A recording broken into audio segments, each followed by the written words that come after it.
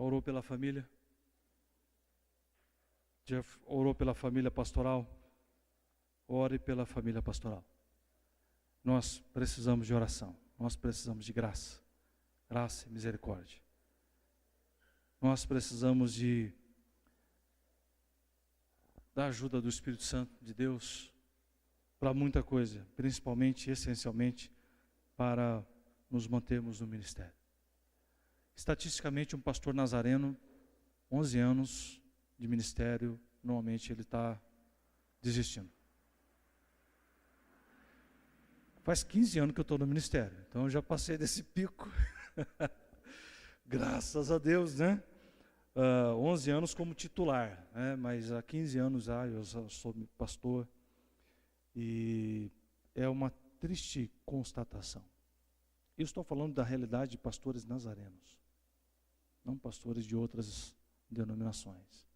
Estatisticamente, 11 anos é o período em que, depois de enganjado no ministério, o pastor nazareno vem abrir mão do ministério, abrir mão de tudo e voltar para a vida secular. E como é difícil, como é difícil. Como é que você vai arrumar emprego? Está fora do mercado há 15 anos. Não é impossível, mas é bem desafiador. Então, ore pela família pastoral. Nós precisamos de ajuda. Nós precisamos da graça de Deus. O pastor também tem crise. Crise de labirintite. Nós passamos por momentos bem desafiadores. Estamos expostos a isso. E muitas vezes, você vê a gente aqui falando e ensinando, ministrando, sendo instrumento de Deus, tal, aquela coisa toda, mas quando que eu sou ministrado? Quando é que eu estou sentadinho aí ouvindo a palavra? Isso é bem desafiador. Então, ore por nós, tanto o pastor titular quanto o pastor auxiliar. Família pastoral carece da graça. E eu não estou falando só de mim, só do pastor Alex, pastor Sebastião. O pastor Sebastião veio ter que voltar para casa. Ele não está passando muito bem, mas é coisa, deu um desarranjo aí, entendeu? Ontem estava bem pior, se eu correr, senão a coisa vai, você sabe o que vai acontecer, né? Então deixa para lá. Então, mas ele veio, não pôde ficar, saiu correndo aí. E nós passamos, a gente tem dor de barriga, a gente passa à vontade às vezes, né?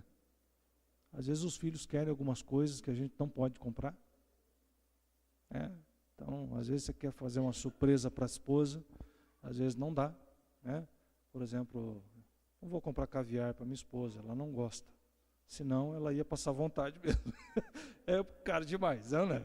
A gente pode comprar um Knorr, né, que tem o mesmo sabor, é tenso pra caramba. E às vezes nós estamos passando por alguns momentos assim que são bem desafiadores. E eu estou falando isso, irmãos, abrindo o coração para vocês aqui, não só falando da minha pessoa.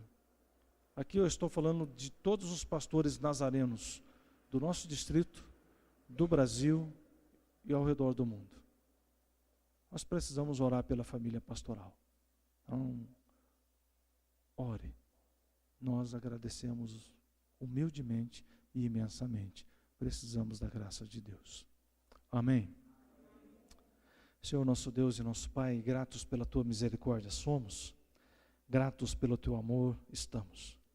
Diante de Ti confiamos a nossa vida, sabendo que o Senhor está no controle de todas as coisas, papai. E queremos aqui humildemente nos rendemos diante do Senhor, clamando para que o Senhor faça aquilo que está no Teu coração. Fortalece, ó Pai, não só a mim, não só o pastor Alex, pastor Sebastião, mas a todos os pastores nazarenos especialmente. Aqueles da nossa denominação, ó Deus, que estão passando por momentos assim, bem desafiadores, ó Pai, angustiantes, solitários. Ó Deus, reaviva o dom do Senhor que há no coração dos nossos colegas pastores. Abençoa as esposas, meu Pai. Como é difícil, muitas vezes, a esposa tem que dividir o fardo junto com o seu pastor, junto com o seu esposo, junto com ele, auxiliar na manutenção da igreja, e muitas vezes sofre em silêncio. Cuida, papai.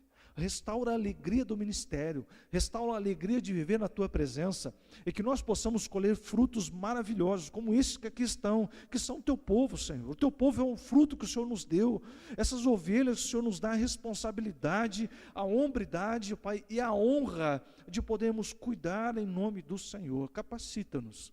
Enche-nos do teu amor para que nós possamos amá-las cada vez mais. Capacita-nos com a tua graça para que nós possamos expressar a tua graça em todas as palavras, em cada abraço, em cada cafezinho, em cada momento que a gente puder passar junto, que seja para a glória do teu nome. Senhor, abençoa as nossas vidas, que nós aqui como ovelhas do Senhor, queremos ouvir a tua voz, e a mim me cabe a responsabilidade de trazer a porção da tua palavra. Cuida do meu coração e ajuda-me. Em nome de Jesus. Amém. Amém, chefia? Bênção de Deus. Mateus capítulo 28. Evangelho segundo Mateus, capítulo 28.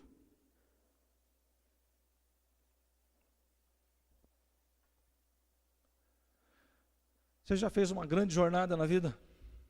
Uma grande caminhada? Se você passou dos 10 anos, você já caminhou 10 anos, olha. Eu já passei um pouquinho dos 10, já caminhei um pouquinho, você já deve ter caminhado um pouquinho também. Né? Toda grande jornada começa com o primeiro passo. Isso é uma frase de um escritor que eu nunca lembro o nome dele, mas a caminhada de 1000 léguas começa com o primeiro passo. Você tem que dar um primeiro passo. E a vida cristã, ela é uma jornada. E essa jornada, ela inicia-se no momento que você aceita Jesus e ela vai até o final da sua vida. E o texto que nós vamos ler é um texto bem conhecido da palavra de Deus, que é conhecido como a grande comissão. No capítulo 28 de Mateus, versículo 19 e 20, diz assim a NVI: portanto, vão e façam discípulos de todas as nações, batizando-os em nome do Pai, do Filho e do Espírito Santo, ensinando-os a obedecer a tudo o que eu lhes ordenei, e estarei sempre com vocês até o fim dos tempos. Vamos ler todos juntos a uma voz? Vamos lá? Portanto, vão e façam discípulos de todas as nações, batizando-os em nome do Pai, do Filho e do Espírito Santo, ensinando-os a obedecer tudo o que eu lhes ordenei, e eu estarei sempre com vocês até o fim dos tempos. Aleluia. Deixa o Espírito Santo ministrar o seu coração. Você já pode ter, você já ouviu um monte de mensagens, pelo menos umas 15 mensagens acerca desse texto, você já deve ter ouvido, se você tem pelo menos 5 anos de convertido. Se você está há 5 anos num contexto religioso evangélico, você já viu pelo menos umas 20 mensagens desse texto. O texto é bom. Esse carro está aqui ou não? Dá uma pedrada nele se estiver lá fora. Bênção de Deus, né? Então, é isso aí. E vamos ver o que é que Deus tem, então, preparado para nós neste texto. Não se prenda aos detalhes daquilo que você já conhece. Se você já conhece muito bem, pastor, já conheço de cor salteado, então vai ficar fácil para você gravar as informações que estão nessa mensagem que Deus preparou para nós. Vamos lá? Alguns fatos importantes nesse texto, só para você lembrar. Aqui Jesus está ressurreto.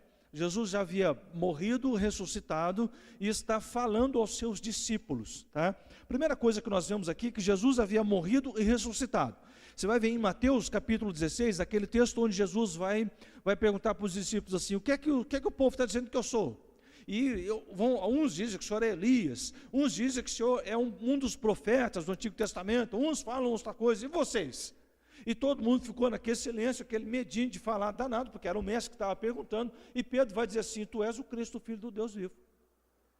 Muito bem, Bar-Jonas, filho de Jonas, Simão Bar-Jonas, Simão, filho de Jonas. Muito bem, porque foi o Espírito que colocou essas palavras na sua boca, não foi você que falou, foi Deus que colocou no seu coração.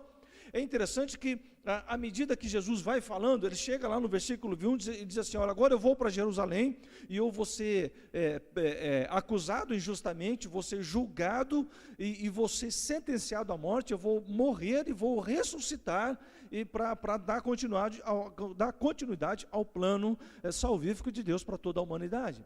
Aí depois entra outro contexto que Pedro vai falar: não, Jesus, não faz isso não, porque aquelas coisas todas, não é a ênfase da mensagem. Mas notem que Jesus ele havia dito isso antes de estar na presença deles agora ressurreto. Jesus falou isso antes de ir para Jerusalém. Aqui, Mateus 16, é a última viagem que Jesus faz para Jerusalém.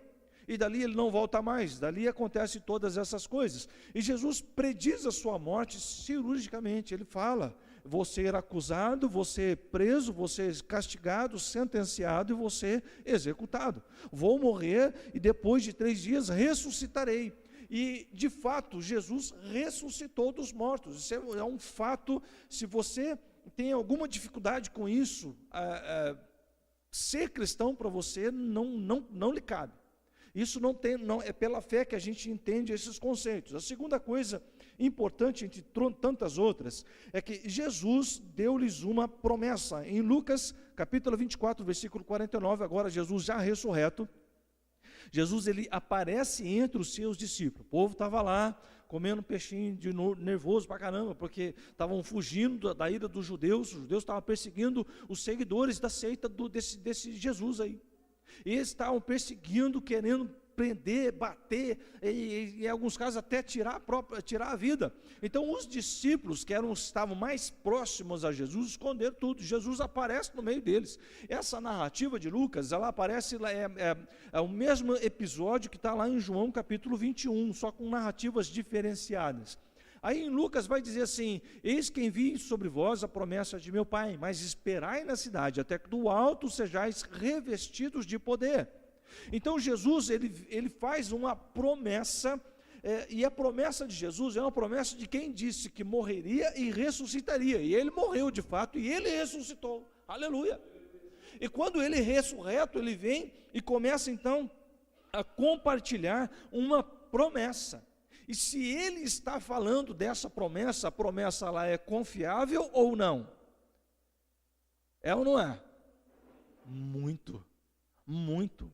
Afinal de contas, se ele falou que morreria e morreu, que ressuscitaria, ressuscitou, uma promessa dele tem um peso assim exponencial, é um peso enorme, extraordinário, não tem por que não crer nessa promessa. E a terceira coisa que dá, apenas para dar uma ênfase aqui, é que Jesus tem toda a autoridade. Em Mateus capítulo 28, no versículo 18, ele vai dizer assim, que toda a autoridade nos céus e na terra me foi dada.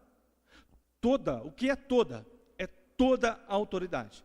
Então, Jesus ele tem autoridade no âmbito espiritual, tem autoridade no âmbito metafísico, aonde nós estamos. Aquilo que nós conseguimos tocar, não é notório observar que Jesus, ele está no barco, o barco está chacoalhando para caramba e tal, e ele está dormindo. Devia ter atendido gente o dia todo, falou o dia todo, cansado, entrou no barco, na proa do barco, deitou sobre um travesseiro e dormiu. E o barco passando por uma tempestade, Aqui nós aprendemos muitas lições, e uma delas que quando Jesus está na sua vida, não é sinal de bonança total. Não é, estar em Cristo não significa ausência de problemas, porque nós estamos neste mundo, e estando neste mundo, a chuva cai sobre justos e injustos. Então o que acontece conosco, acontece com quem não crê em Jesus do mesmo jeito. Mas Jesus está ali, e mestre, não te importa que morramos. Então ele levanta homens de pequena fé, e o que ele faz? Ele fala para o mar: aquieta-te. Quem é esse cão treinado, né? E o mar, ele olhou para o vento, e o vento cessou. Tanto que os próprios discípulos vão dizer assim: quem é este que até o vento e o mar obedecem? Os caras ficaram arrepiados dos pés à cabeça. Não é? Eu fico imaginando que deu um medinho danado aquele negócio ali. Então, aí dá para a gente ver que ele tem autoridade sobre o mundo espiritual. Quando ele chega lá na região de Gadara, do Gadareno, aquele menino, ele batia nos outros, ele comia animais mortos, tal, era uma coisa horrorosa, tinha uma legião de demônios. E quando Jesus chega, ele diz: sai dele. O que é que os demônios falam? Foi a primeira vez que o demônio fala assim: permita-nos ir para aquela vara de porcos. Ele, tá, vai, pode ir. E foi, e diz alguns historiadores que eram aproximadamente 2.000 porcos, bacon pra caramba, né? Foi tudo para o mar, então para o precipício. Aí os caras vêm e falam, não, vai embora, você está dando prejuízo para nós aqui. Né? É uma outra questão. Mas quando Jesus chega, na presença de Jesus, o espírito demoníaco se manifesta. E aí, então, mostra que Jesus tem autoridade. Quando Jesus está falando com os escribas e fariseus, eles estudam, ficam maquinando um monte de coisas para chegar e falar, para tentar pegar Jesus assim na curva, né? E não conseguia, Jesus confundia a cabeça deles. E sempre você vai ver que Jesus tem toda a autoridade. O que isso significa para nós? Algumas coisas muito interessantes quando nós estamos falando no sentido de ser cristão. A primeira delas, Jesus havia morrido e ressuscitado. Não é possível ser discípulo de Cristo se você não crê nisso. Não é possível você ser discípulo de Cristo, logo cristão, se você não crê que Jesus morreu e ressuscitou. Como é que a gente crê nesse negócio? Crê. Fé não se explica.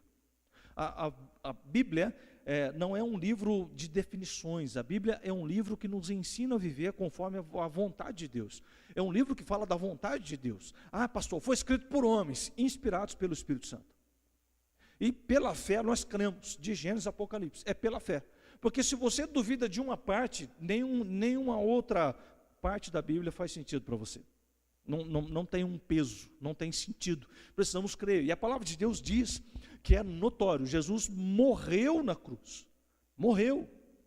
E diz o texto lá, agora não vou me lembrar, se não me engano é Marcos que vai dizer lá, que quando, em próprio Mateus vai falar do capítulo que fala da crucificação, se eu não me engano é o capítulo 22 ou 23, lá no versículo 58, tinha um centurião que estava ali olhando Jesus na cruz e tal. Quando Jesus expirou, escureceu a terra toda, uma tempestade virou assim, aquela ventania, aquela coisa doida assim, e a terra tremeu, e ele olhou e disse assim, verdadeiramente este homem era o Filho de Deus.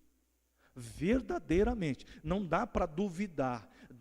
Jesus é o Filho de Deus, e ele morreu de fato. Ali quando ele morre, ele consumiu o plano salvífico de Deus na parte que diz respeito ao cumprimento terrestre de Deus. Aqui quando Deus vem, encarna na pessoa de Jesus, cresce como uma criança, cresce como um adolescente, e ele vai ter um desenvolvimento acima da média. Ele é diferenciado, mas a Bíblia não cita histórias concernentes a isso, mas fala que aos 30 anos, Jesus se batiza pela mão de João Batista.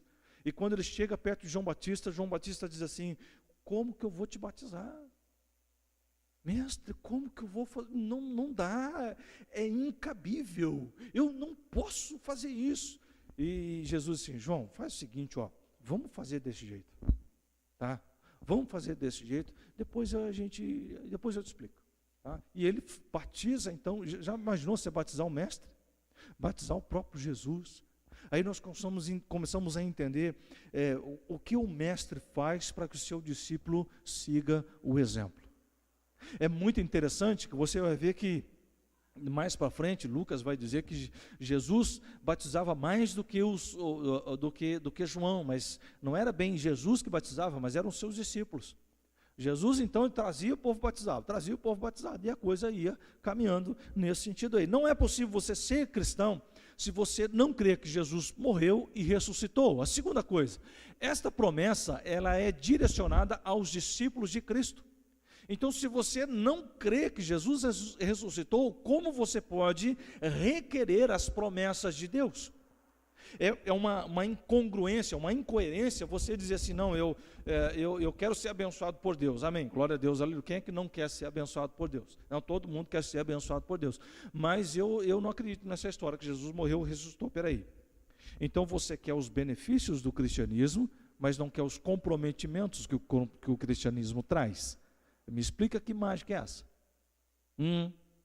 Como é que funciona esse negócio? Então, percebam que Jesus ele vai ser o cerne do cristianismo. Por quê? Porque Jesus é o Cristo, o Filho do Deus vivo. Então, nós precisamos crer quando ele fala, a palavra de Deus diz que ele havia morrido, ressuscitado, em Mateus capítulo de número 16, que Jesus deu-lhes uma promessa em Lucas 24, 49, e a terceira coisa aqui é que Jesus tem toda a autoridade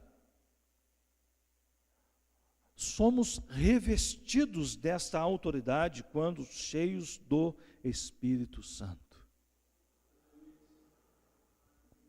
Glória a Deus. O que é autoridade?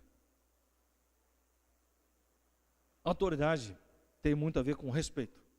Eu me lembro até hoje que quando nós entrávamos de uniforme na sala de aula e com uma sacolinha tiracolo, as coisas estavam tudo lá feitas de tecido de calça jeans que minha mãe fazia. Aí botava os cadernos lá e tal, e entrava e sentava na carteira, punha coisa lá de baixo, tirava o caderno, tirava um lápis, um apontador e uma borracha. Aquelas borrachas duras, era difícil achar aquele negócio. Eu tinha aquela brancona mesmo, maiorzona, né? E põe assim em cima da mesa e ferrava a conversar como toda criança, mas cada um sentado na sua carteira, virado para o lado ou virado para o meio. A gente não saía. E quando a professora entrava, o que é que a gente fazia? Ficava de pé do lado da carteira. A professora entrava, bom dia, pode sentar. Aí a gente sentava. Se a diretora entrasse na sala então para falar com a professora, ficava de pé. Há um silêncio. Aí até que a diretora pode sentar bem. Aí a gente sentava e ficava todo mundo assim quietinho, escutava uns cochichos aqui, cochicho ali, mas era coisa assim muito discreta. Hoje, o professor tem que brigar com os alunos para poder falar, para poder ensinar. Aí a gente entra numa discussão filosófica muito grande da coisa, e as eleições estão aí, não vou falar, não vou ficar repetindo, né? Então assim, a autoridade, você conquista. Você não impõe. Se você tentar impor a autoridade, pode até ser que alguém te respeite, ou pela patente, ou por medo, por coação, ou por pena. Não, deixa esse camarada achar que ele tem autoridade. Sim, sim senhor. Pois não, o que você quer? Não, não é? Então, a autoridade se conquista, respeito se conquista. O que nós estamos falando aqui é a autoridade espiritual. Sabe o que é a autoridade espiritual? É quando você chega num lugar e as pessoas sentem a presença de Deus, não é a sua. Presença de Deus. Já aconteceu alguma coisa assim? De repente você chega num ambiente, você percebe que o ambiente tem um ar diferenciado. Automaticamente, como um bom cristão, o que é que você faz? O sangue de Jesus tem poder. Você é um pouquinho mais pentecostal. O sangue de Jesus tem poder. Aí dá uma exagerada no negócio. Os neopentecostais são mais pesados assim, né? Se você for mais comedido, você fala assim, sangue de Jesus tem poder, sangue de Jesus tem poder, aleluia. Mas por que a gente fala que o sangue de Jesus tem poder? Porque nós somos remidos e lavados neste sangue. E a autoridade espiritual está em mim. Para causar uma diferença no ambiente onde eu estou, porque eu estou representando o Deus Altíssimo, o Senhor soberano. Esse é o sentido dessa autoridade. E essa autoridade nos é dada quando nós somos cheios do Espírito Santo. Quem é que pode ser cheio do Espírito Santo? Quem crê em Jesus. Discípulo. Uma pessoa que não tem uma ligação com Deus pode ser usado por Deus como Deus usou a mula de Balaão. Você quer ser usado ou quer ser abençoado? É tenso, né? A mula travou, e vamos, você não está vendo um anjo aí? Rapaz, a mula falou, e agora?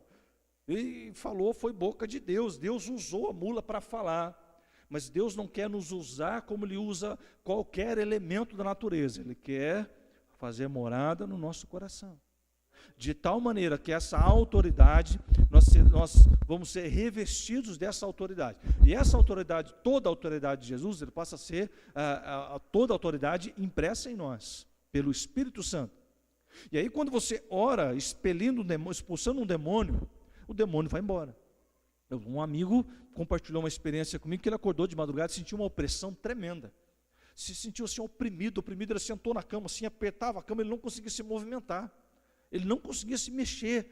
Aí ele falou, sai em nome de Jesus, sai em nome de Jesus. E o trem não saía, sai em nome de Jesus. Aí ele deu um estalo assim, ele respirou fundo e falou assim, o Senhor te repreenda. Aí aliviou.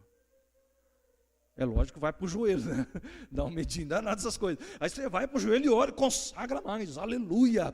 toda a autoridade. Então, o que você quer? Ser discípulo de Jesus ou simplesmente um escutador daquilo que Deus tem para nós? Escutador é aquele que vem, esquenta o banco da igreja, vai ouvindo todo culto, culto após culto, culto após culto, e a situação fica sempre a mesma coisa, a coisa não muda. A situação não muda, a situação não reveste de um brilho da presença de Deus, não consegue crescer na graça e no conhecimento do Senhor Jesus. Quando você tem esses 3 elementos que eu estava citando ali, que você crê que Jesus morreu e ressuscitou, crê na promessa de Deus e busca ser cheio do Espírito Santo, algumas coisas acontecem no seu coração, e você passa a ter uma identidade. Qual é a sua ideologia religiosa? Sou cristão protestante. Isso se falava lá na minha época, lá no tempo, na década no comecinho da década de 90, final de 80, década de 90, ainda era assim, cristão protestante o negócio era meio tenso, não é? Principalmente na década de 80 e para trás, um pouquinho. Aí depois começou a falar de evangélico, mas assim, o que você é? Eu sou cristão. Por que você é cristão? Porque eu creio na palavra. Então eu tenho essa identidade, para nós deveria ser uma honra inimaginável, incomparável ser chamado de cristão. Fulano é cristão, fulano não, aí vem com essa ideia de crente, fulano é crente, por quê? Porque crê. Não, todo mundo crê em alguma coisa. O cristão, Cristo paga o preço, eu tenho uma identidade com o meu Cristo, a quem eu sirvo, a quem eu amo, a quem eu devoto a minha alma, a quem eu oro toda vez que eu vou comer. Eu oro, eu agradeço a Deus, Cristo tem misericórdia, Senhor Jesus, obrigado. Eu agradeço toda a bênção que eu recebo, todo o livramento que eu passo. Eu agradeço a Deus, quando você está passando por uma prova, é mais difícil se agradecer, é mais fácil quando você está na bênção, né? Mas quando você está passando por uma prova, peraí, o que Deus está querendo com isso aqui? Por que Deus está permitindo o que está acontecendo? Deus, o que o Senhor quer ensinar com esse negócio? Deus está ensinando a gente o tempo todo. O tempo todo, essa é a identidade. A segunda coisa que nós temos é uma segurança, e essa segurança, ela faz com que nós sigamos a nossa vida, independente do que quer que façam. A palavra de Paulo vai falar uma coisa muito interessante, não precisa ficar se prendendo nesse negócio, do que esse povo pode fazer ao seu corpo físico, porque podem até matar você, mas jamais roubarão a sua alma. Olha que lindo, mas você quer perder a vida por causa disso? Não precisa, né? Não é necessário. Nós não moramos num contexto onde isso se torna estritamente necessário. Mas se preciso for, você está disposto a pagar o preço? Mesmo que o inimigo possa tirar a minha alma, a minha vida terrena, ele não pode tirar a minha alma. A minha alma está em Jesus. A minha alma está segura nas mãos do Senhor. A terceira coisa que temos aqui é esta autoridade. Essa autoridade. E a autoridade não só espiritual, é o respeito que as pessoas têm por você, pelo fato de você ser cristão. E você ter essa identidade com Deus. Muito bem. Seguindo aqui o nosso raciocínio, o versículo, o texto que nós lemos, o verbo lá, ide, portanto, por todo mundo, pregar o evangelho, ou vão por todo mundo. O verbo no grego, ele tá no gerúndio, é indo, não é ide, é indo. É indo para onde? Indo dá a ideia assim, enquanto eu estou na jornada, na caminhada.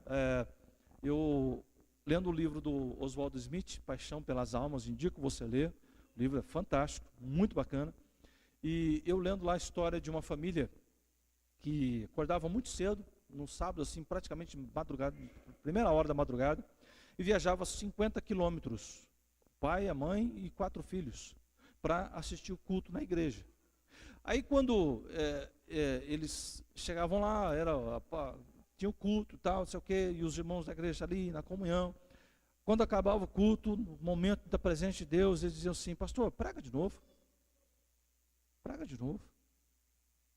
E aí o pastor pregava de novo. E lá no final do capítulo ele vai dizer o seguinte, essa família viajava debaixo de neve. Debaixo de neve.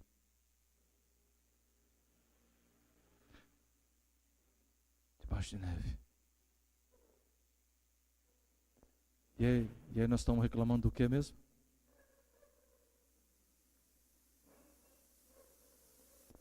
O que é que nos impede?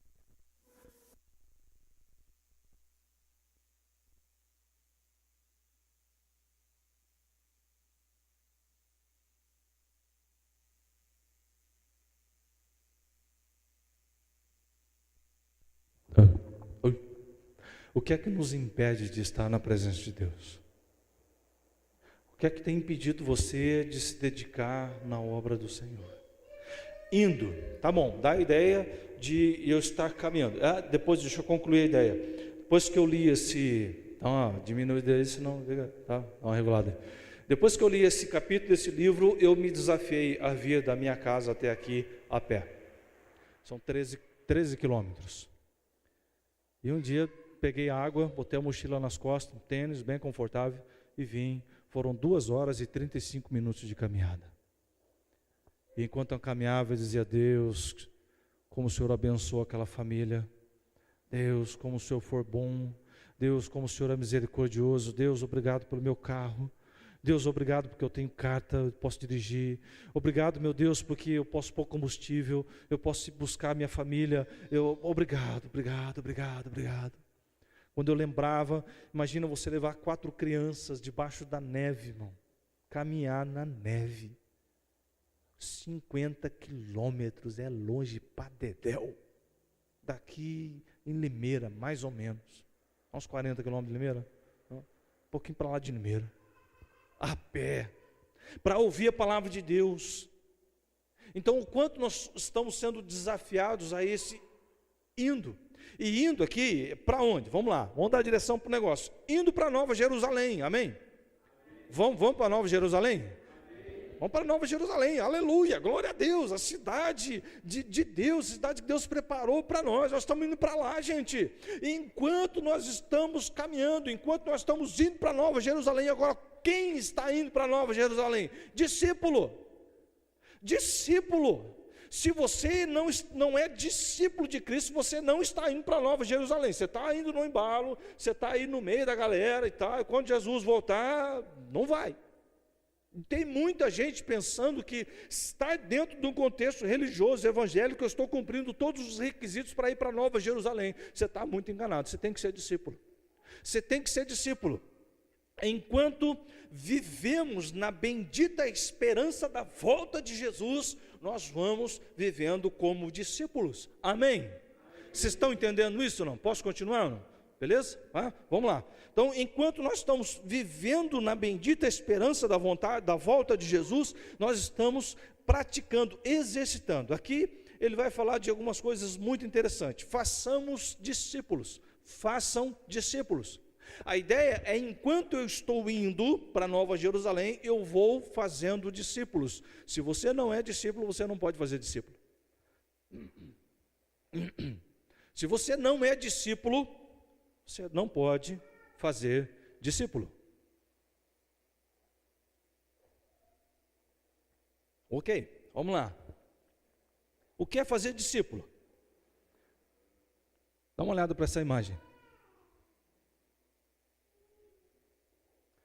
Fazer discípulo não é pegar o peixe, mas é ensiná-lo a pescar. Ensinar a pescar. Caminhar junto, ensinando, até que o discípulo passe a ensinar outro discípulo. Pastor, eu não sei pescar, pastor, estou precisando de peixe para a gente poder almoçar. Vamos lá, eu vou ensinar você, essa aqui é a vara de pescar, essa aqui é a linha, esse aqui tem um anzol. Você perguntar para o pastor Sebastião, ele é autoridade do assunto. Eu fazer o peixe eu até manjo, mas pescar não é a minha praia. Mas ele pega o tipo de anzol próprio. Ou vamos pegar lambari, o anzol tem que ser menorzinho. Vamos pegar traíra, tem que ser um anzol mais grosso, que a traíra corta o diacho do anzol lá. Ela abre o anzol, irmão. Já viu isso aí ou não? Bicho dá uns trancos tão violentos que chega a abrir, estica o anzol, que o troço é duro pra caramba.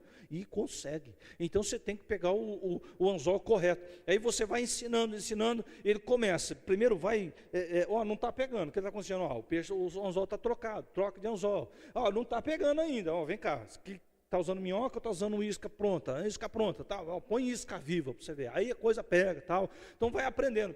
Chega uma hora que você não precisa mais dar assistência, ele está pescando sozinho. Quando é que ele deixa de ser discípulo? Quando ele começa a ensinar outro discípulo a pescar. E aí, você concluiu o seu trabalho? Não. Você continua caminhando junto. E aí, está pescando bem? Está tudo jóia? está pegando peixe. Ih, rapaz, estou pescando pra caramba, eu peguei umas técnicas novas aqui e tal. Você está ensinando quem? Eu estou ensinando fulano, mas fulano já está ensinando outro. Eu já peguei um segundo já, que eu já estou... Opa! Entendeu? Ensinou aquele está caminhando, então você parte para ensinar outro discípulo. E vai replicando a conversa. Tá? Aí vem a segunda parte, que ele fala batizando. Qual é o significado, o simbolismo do batismo? Quando nós batizamos nas águas, é uma coisa extremamente maravilhosa. Imagine que aqui seja o nível da água. Então você baixa a sua cabeça na água, a água fecha sobre a sua cabeça, você simboliza que você morreu para o pecado. E quando você sai, que você ressurgiu para a vida com Cristo. Esse é o simbolismo do batismo. Mas quando você batizou, você estava pronto para fazer discípulo? Estava não. Estava cru ainda, novinho. Não sabia muita coisa, não sabia nem os nomes e tal. E como que você quer sair do batismo, se autodenominar um cristão assim, no exercício fiel, na experiência? Não tem. Paulo vai falar que nós somos os neófitos na fé, as crianças na fé. Quando nós nascemos de novo, se você nasceu de novo, você está pequenininho, você precisa de um leitinho assim e tal, até chegar a uma comida com mais substância, umas coisas assim mais fortes, até você chegar no nível de um caldo de mocotó, não é? Aí a coisa está mais grossa, então você consegue ter umas definições teológicas, aquela coisa toda, mas a princípio é papinha, é o leitinho, e aquilo cotidianamente. Quantas vezes um bebê amamenta por dia, quando é recém-nascido? Várias vezes. Eu lembro até hoje, nós acordávamos cada 2 horas para dar leite para o Caio. E o Caio não podia mamar no peito, não pegou o peito porque ficou na UTI neonatal quando nasceu, tal, aquela coisa toda. E aí nós tínhamos que dar mamadeira. Então assim, de 2 em 2 horas o menino, uma goela abençoada, né? E apitava lá, a gente se levantava correndo e fazia, agora é a sua vez. Agora, então, às vezes eu desconfio que eu fui passado para trás nesse negócio aí, porque eu levantava mais do que a dona. Mas está lá, está graças a Deus, saudável, aleluia, não é? Mas precisa do leitinho, e aí começa a comer uma papinha, depois uma frutinha raspada. Na vida espiritual é a mesma coisa. Se você chegou ontem no Evangelho, acabou de se converter, mas eu quero esperar eu conhecer bastante para poder me batizar, você não entendeu o princípio. O princípio é ser batizado, para ser esse testemunho vivo da sua conversão, da sua mudança de mentalidade. Não é mudança de estilo religioso, não é sair do espiritismo e vir para a igreja evangélica. Então você saiu de um regime religioso para outro regime religioso. Você sai da igreja católica e vem para a igreja evangélica. Você saiu de um regime religioso e vem para outro regime religioso. Não, estou falando de intimidade com Deus. Estou falando de cristianismo autêntico, de andar e viver conforme a palavra de Deus nos diz. E o batismo carrega esse simbolismo maravilhoso. Quando uma pessoa decide seguir a Jesus, então eu estou pronto para batizar. Não, eu vou esperar amadurecer mais um pouquinho, vai cair do pé, irmão. Não espera muito não. Batiza. Tem a convicção? Tem, batiza. E aí, quando batizou, mais um elemento está acrescentado a isso. Você que discipulou, você que está caminhando, você foi um instrumento de Deus de bênção na vida da pessoa. Consegue entender isso? Você trouxe o menino para aprender a pescar. Aí o menino começa a aprender a pescar. Então, quando ele começa a replicar aquilo, você foi um instrumento de Deus na vida dele. Então, o discípulo, qual é a bênção de ser discípulo? É ver a glória de Deus manifesta na vida do outro. Aleluia. E ninguém gosta disso. Todo mundo gosta de holofote, gosta de aparecer, gosta de estar assim na frente, de ser evidência, aquela coisa toda, e não aparece. Mas, pastor, o senhor vai batizar ele e eu? Fui eu que ensinei ele. Foi você ou foi o Espírito Santo? Se você quer a glória para si mesmo, que cristianismo é esse que você serve? Você está fazendo discípulo de si mesmo. Eu vou lembrar você que em Atos capítulo 11, versículo 26, em Antioquia da Pisídia, Paulo e Barnabé estavam ensinando há 1 ano. É Barnabé e Paulo. E depois de 1 ano, os seguidores os discípulos de Paulo são chamados de cristãos. Eles não são chamados de Paulinhos, nem de Barnabézinhos. É até difícil falar, né? Mas não, eles são chamados de cristãos, porque o estilo de vida, a maneira deles viver, era exatamente aquilo que eles aprendiam. Então aquilo estava tão encralacrado na alma, que eles agiam como se fosse o próprio Cristo. Tanto que eles foram chamados de cristãos. Está vendo como é diferente você ser crente e ser cristão? Tem muita diferença. E quando você é um discípulo de Cristo, um cristão autêntico, você vê alguém descer as águas, é uma alegria tremenda. Se no céu faz festa, aqui nós fazemos churrasco. Glória a Deus, aleluia. Mas nós temos que fazer, é ou não é? Temos que fazer festa sim, temos que nos alegrar com aquele irmão que entendeu esse princípio. Ele não sabe tudo da Bíblia, ele não aprendeu tudo, não estudou teologia, mas ele aceitou Jesus e aquilo marcou a vida dele, marcou a alma. E mais do que isso, você foi um instrumento para conduzir ele até Cristo. Isso é maravilhoso demais, irmão. Isso é muito bom. Ensinar. A terceira coisa. A primeira coisa é, enquanto estamos indo, fazer discípulo, rebatizar e ensinar. E ensinar não se resume a transmitir conhecimento apenas.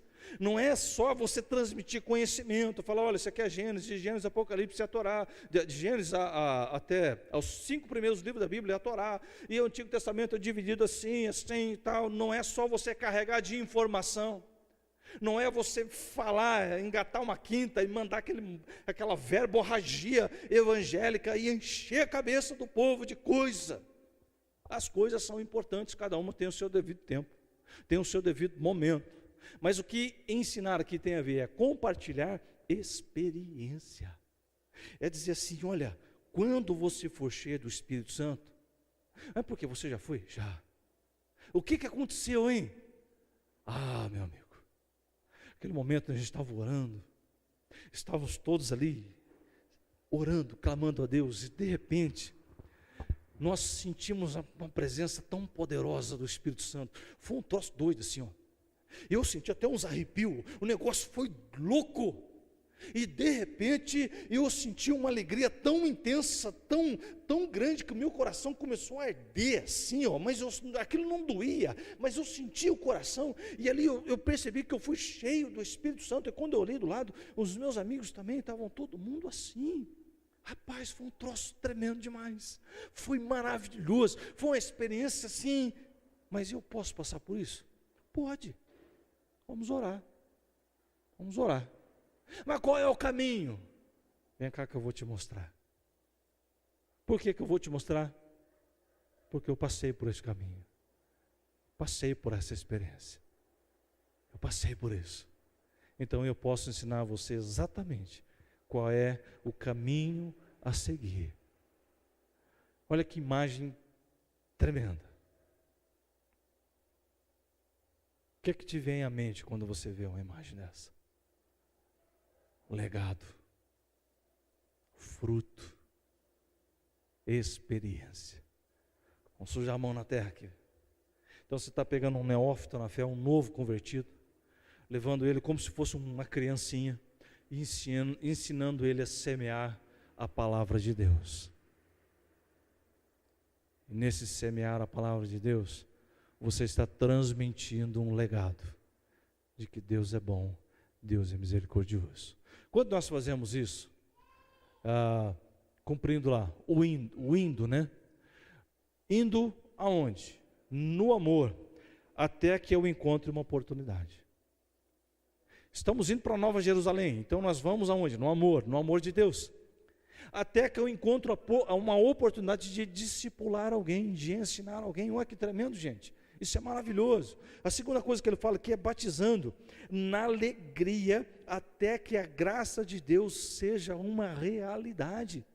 Até que a graça de Deus seja uma realidade, que as pessoas venham para a igreja pela graça de Deus, não é vir para receber. Eu já tenho Deus no meu coração, então eu venho para compartilhar da graça, para que essa graça ela se exaure pelos meus poros, pela minha alegria, pelo meu abraço, essa alegria é contagiante. É ser batizado nesse sentido de compartilhar essa experiência de uma maneira mais integral possível, espírito, alma e corpo. E só é possível na presença de Deus, na presença do Espírito Santo, ensinando. até que o Espírito Santo encha e transborde. Encha e transborde. Quantas vezes você já ouviu a pregação desse texto? Quantas forem preciso, até que isso fique gravado na sua mente, toda vez que você ouvir. Vamos ler Mateus capítulo 28, versículo 19, aí tem umas coisas interessantes que eu já vi, tudo esse negócio aí, mas fala mais Jesus, fala mais Jesus. E aí você é tomado de uma sede de Deus, de um desejo de orar, de um desejo de ler a palavra, de um desejo de estar perto de Deus. Você não consegue entender esse negócio, mas aquilo é algo que aumenta mais e mais, e aquilo cresce mais e mais, e aí nós vamos caminhando mais com Deus, mais perto de Deus, mais cheio de Deus. As pessoas olham mais para Deus do que para mim, e de repente você chega num ambiente e as pessoas, rapaz, eu senti o coração arder, eu estou com vontade de dizer, perdão Jesus, por que isso está acontecendo? Vem cá, deixa eu te falar uma coisa, Deus ama você tanto, a tal ponto, que deu Jesus para morrer por você. O que é que essa pessoa vai dizer? Eu quero esse Jesus, eu quero esse Jesus, eu quero esse Jesus. Samuel Doctoria, é um velhinho já, ele prega, é um missionário. Missionário já deve estar em fim de carreira. Mas ele foi chamado para pregar para a rainha Elizabeth II, a rainha da Inglaterra. E quando ele foi chamado, ele foi orar e preparar uma mensagem, e a mensagem era sobre pecado. Falei, rapaz, falar sobre pecado para a rainha, esse negócio meio tenso. Deus, o senhor não quer mudar, não, vamos falar de misericórdia. Ele disse, oh, Deus, não, a palavra é essa e tal. Ele preparou e tudo. E disse, é a última vez, né? Vamos lá, fazer o quê? E sentou na frente da família real e mandou a palavra, e falou. E assim, se você não se arrepender, Deus não moverá. E se você precisa de arrependimento por causa disso, daquilo, e arrependimento por causa disso, daquilo, e o pecado e tal, mas rasgou, falou, já que é a última vez, vamos caprichar, rasgou o verbo. Quando ele terminou, a rainha olhou para ele e disse, doutor Samuel, prega de novo. As pessoas não têm coragem de dizer para mim o que o senhor está dizendo. Prega de novo.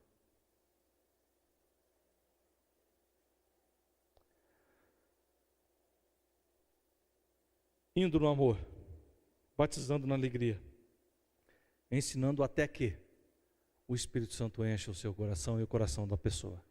Aí você vai gerar uma identidade, uma segurança e uma autoridade no coração do outro. Uma identidade cristã, uma segurança divina e uma autoridade espiritual. Isso é fazer discípulo. Isso de fato é fazer discípulo. Se você crê em Jesus, você se considera cristão, quando foi a última vez que você formou um discípulo?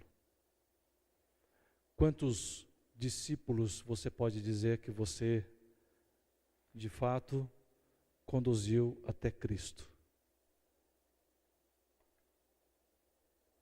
Não é tão simples como nós gostaríamos que fosse. Mas também não é tão difícil quando a gente imagina. Basta obedecer. Obedecer. Não basta você saber quem é Cristo.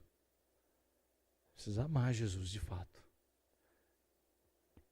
E entrar nessa grande jornada, daqui até a Nova Jerusalém. E enquanto nós vamos caminhando, nós vamos orando, perseverando, até que surja uma oportunidade. Deus, eu estou orando, dizendo, Deus, coloca um discípulo na minha vida. Deus, põe alguém para eu discipular. Deus, coloca alguém para eu cuidar, para eu orar, para eu interceder. Até que o Senhor seja visto através desse discípulo. E quando ele já chegar no ponto, estiver maduro, já estiver produzindo, eu quero que o Senhor me dê outro, e depois outro, e depois outro, e depois outro. Até que um dia o Senhor me chame para a glória, aleluia. Ou então o Senhor volte, aí nós vamos todo mundo. Quem quer produzir discípulo, fazer fruta, fazer discípulo? Levanta a mão. Paga meia não. Vamos fazer discípulo, gente. Vamos fazer